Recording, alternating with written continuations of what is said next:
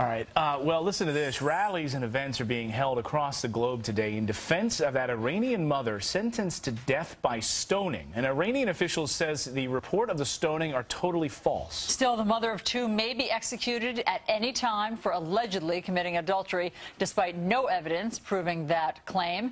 And now word that Iranian officials are questioning her over how the story ever got out in the first place and demanding names of those involved in the campaign for her release. Is her life even at more risk? This morning, we're joined now by journalist and Iranian expert Lisa Daftari. Good morning, Lisa. Good morning. So now that these Iranian officials are cracking down on Ashtiani and demanding to know how the story got out to all of us here in the West, what's next for her? No, unfortunately, it's such a big paradox what's going on in her case. On the one hand, the Iranian government wanted to make an example of her case, and they wanted to make a big story about it. But then when this story became big in the international scene, then now they're trying to contain it. There's been a blackout on her case. It's her attorney, Mohammad Mustafa, has been summoned. Her son has been approached twice. And the unfortunate thing is that ultimately she still may be stoned in this case or executed in another manner. It's remarkable. She's already, according to reports, she's already received 99 lashes for this whole thing. Her lawyer, though, says her case is going to be reviewed in court in the next 20 days. But will she be alive by then? And that's the scary thing. We don't even know. Right now, the regime's trying to flex its muscles.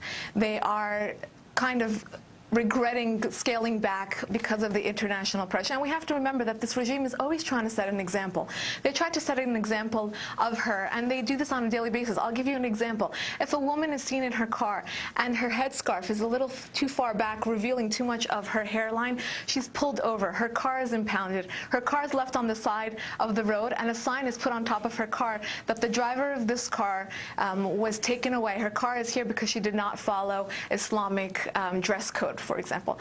They're always trying to make an example, and now they're trying to make an example of her son. And what they're telling the Iranians is that don't go to the international community, don't make a case, don't go to human rights activists, because ultimately not will the perpetrator be punished, but the family and those, the advocates in this case, her son, might be punished as well.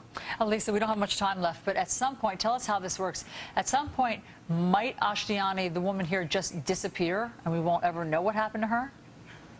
I think that's what the government was actually hoping. Just this week on Thursday, 5 people in Hamadan were arrested for robbery, and their hands were cut off before the story even got to the media, was announced in secrecy.